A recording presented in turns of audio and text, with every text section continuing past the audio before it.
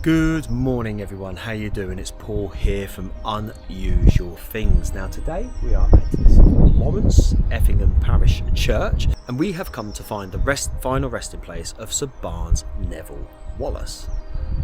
Now, Sir Barnes Neville Wallis was an inventor, an engineer, and he invented the bouncing bombs, an amazing piece of ingenuity, design, and something that helped us a lot during the war. Now it's a little bit windy this morning, so try to cover my mic up as best as I can. It's a beautiful little churchyard. I'll tell you some information about him real soon.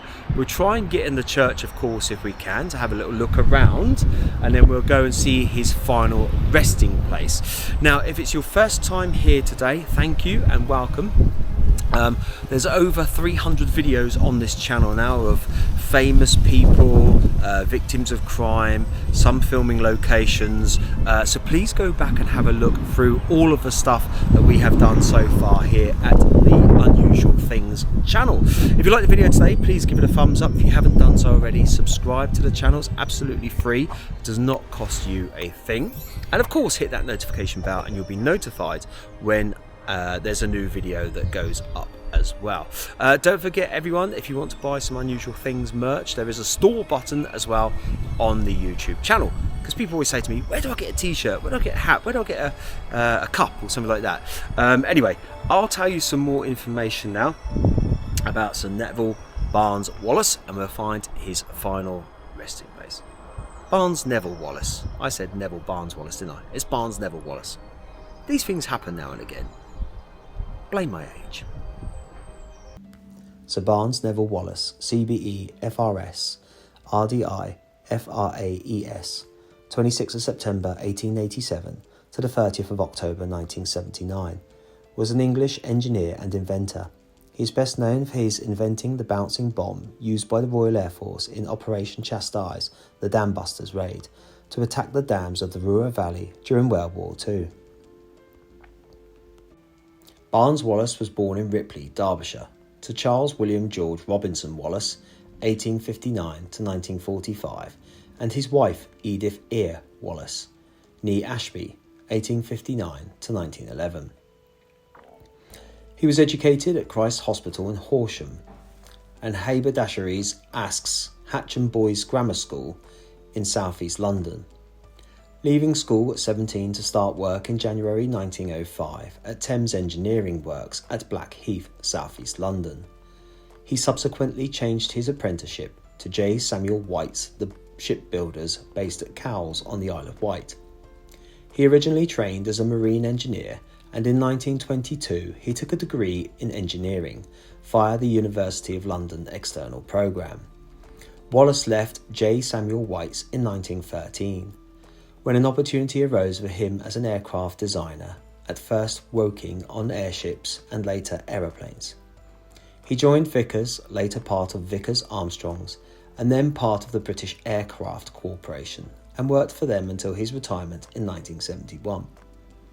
There he worked on the Admiralty's first rigid airship HMA No. 9 under H.B. Pratt, helping to nurse it through its political stop-go career and protracted development.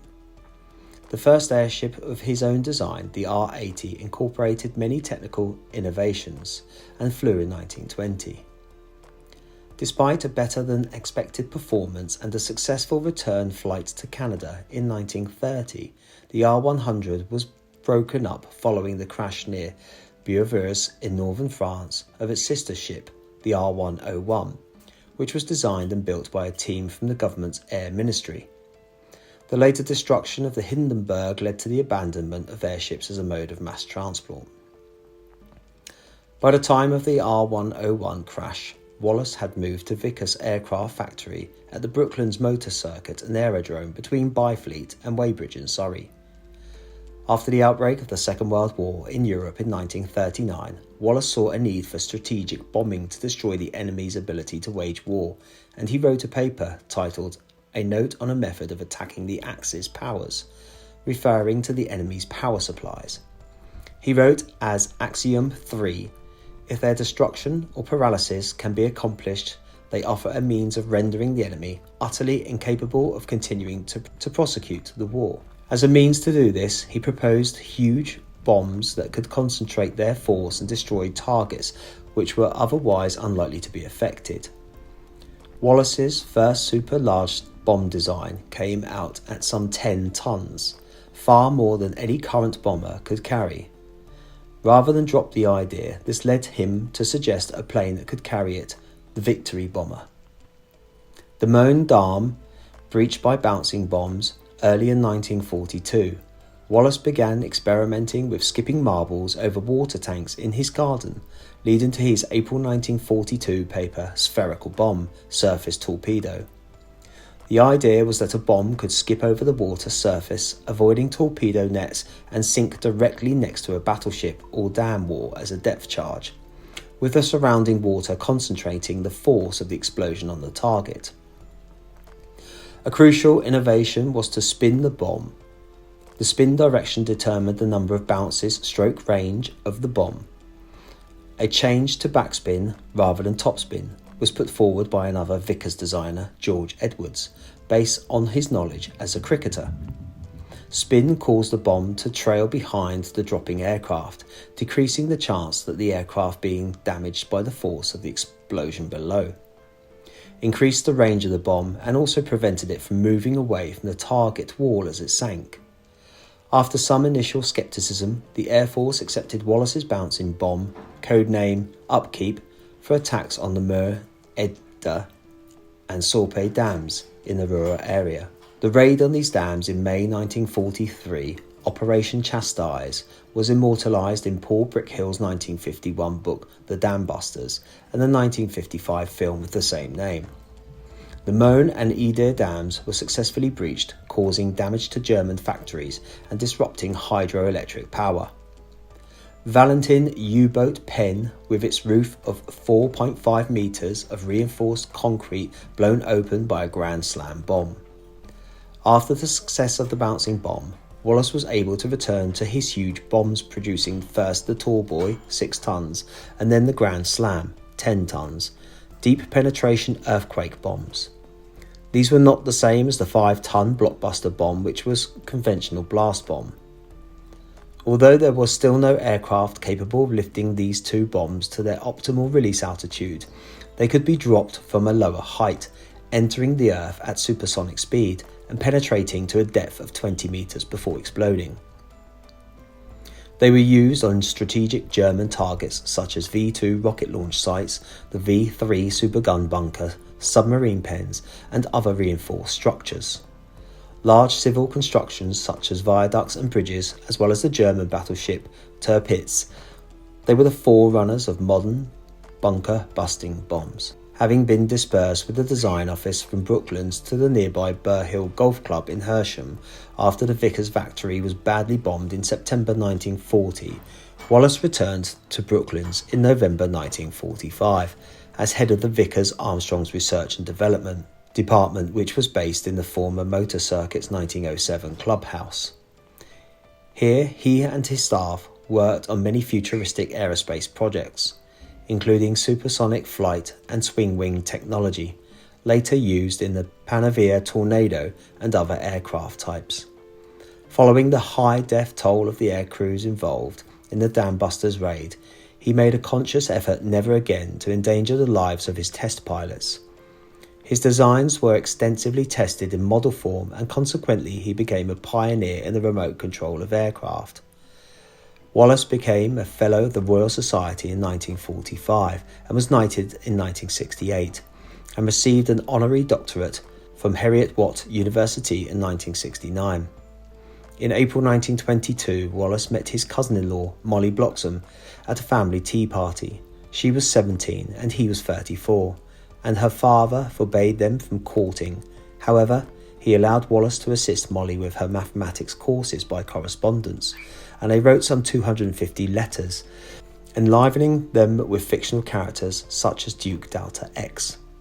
The letters gradually became personal, and Wallis proposed marriage on her 20th birthday. They were married on the 23rd of April 1925 and remained so for 54 years until his death in 1979. For 49 years, from 1930 until his death, Wallis lived with his family in Effingham, Surrey, and he is now buried at the local St Lawrence Church, together with his wife.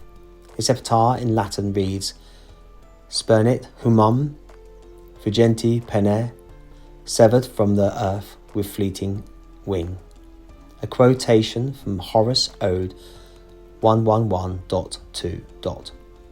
They had 4 children: Barnes 1926 to 2008, Mary 1927 to 2019, Elizabeth born 1933, and Christopher 1935 until 2006. And also adopted Molly's sister's children, John and Robert McCormick, when their parents were killed in an air raid. His daughter Mary Eyre Wallis later married Harry Stopes Rowe, a son of Marie Stopes. His son Christopher Loudon Wallis was instrumental in the restoration of the watermill and its building on the Stanway estate near Cheltenham, Gloucester. Wallis was a vegetarian and an advocate for animal rights. He became a vegetarian at the age of 73. So there's all the information there on Sir Barnes Neville Wallis, and what an amazing man he was. Of course, also featured in the Dambusters film as well, where his character was shown in there. Right, so before we go and find his final resting place, I think we should go and have a little look to see if we can have a look inside this beautiful church, because it looks absolutely stunning from the outside, and I really would like to have a look on the inside, as I'm sure you would all like to as well. It looks like one of those little quaint, dainty little churches, but we'll probably get inside and it'd be massive. Let's go and find out, shall we? First of all, we'll try and see if we can get in, of course.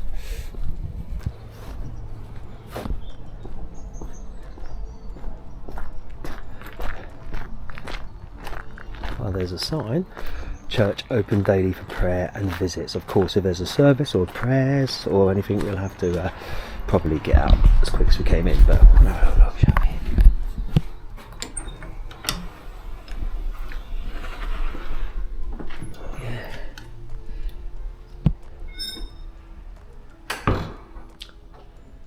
Wow, what a beautiful place. And the lights come on as you walk in.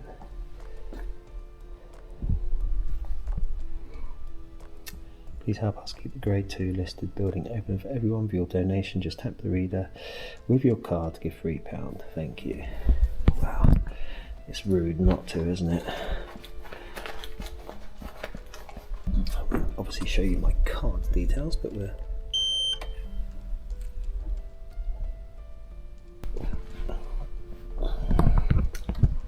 So hopefully we can have a little nose around.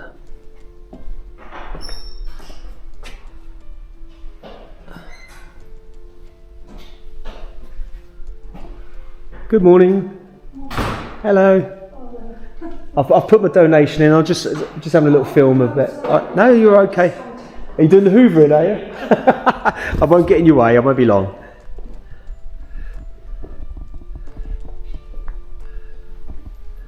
What a beautiful place. Yeah, the lady's just come in to clean, so I won't get in her way, but we'll have a little look.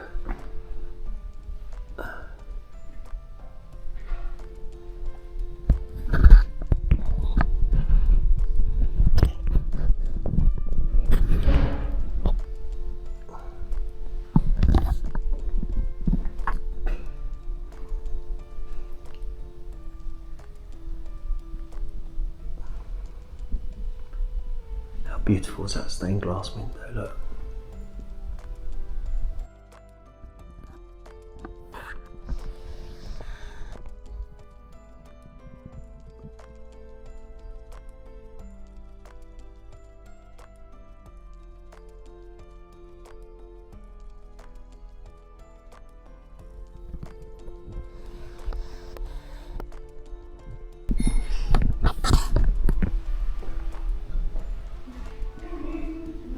There's your organ. No puns. A little look around over here.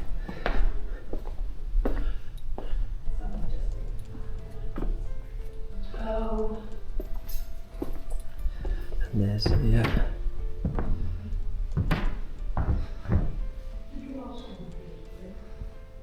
Wow. Beautiful little place. I don't know what that's going to come out like on camera, but it's probably flickering. Might be okay, but they're not flickering in real life. So there we go. St Lawrence's Church. Beautiful little place. Royal British Legion women's section.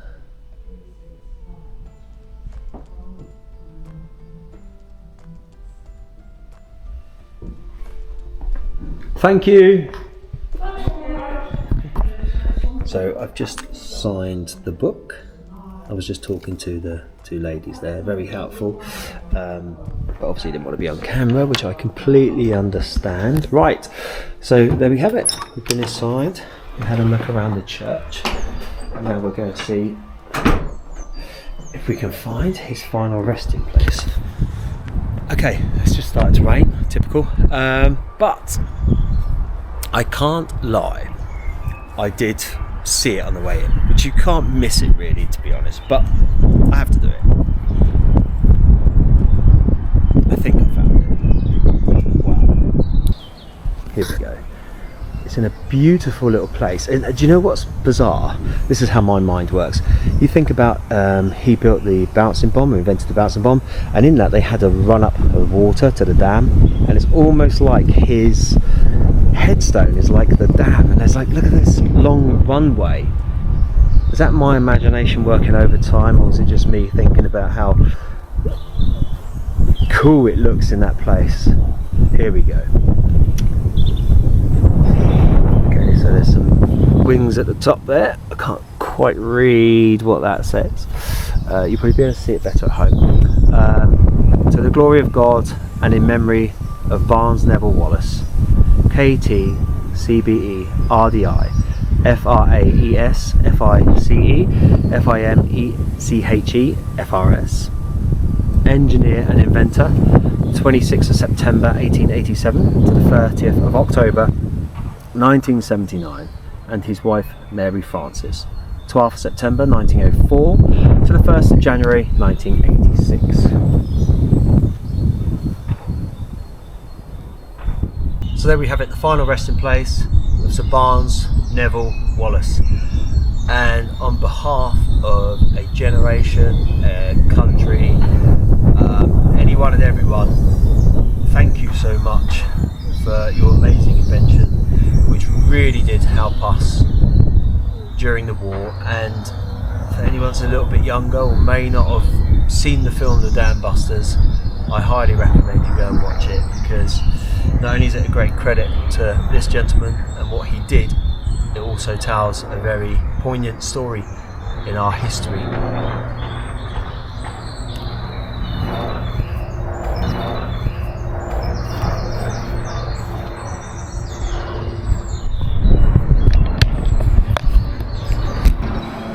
So we have it, everyone, the final resting place of Barnes Neville Wallis. Bless you, thank you so much.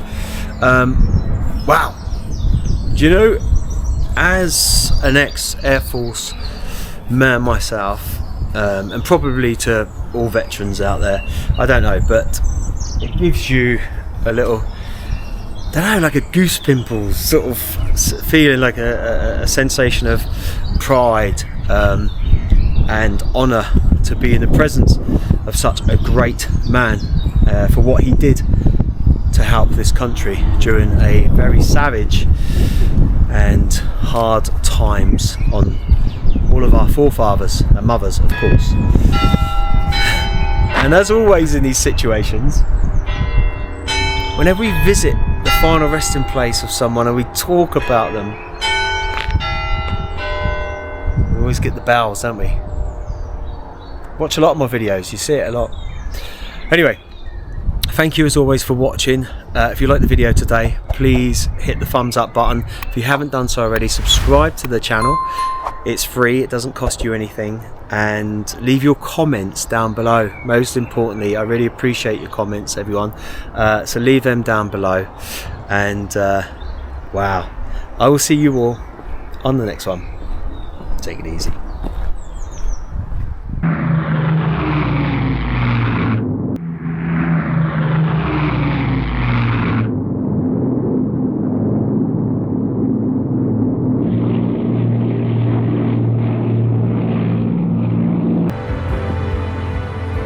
And there we are, we're now being accompanied by the Spitfires.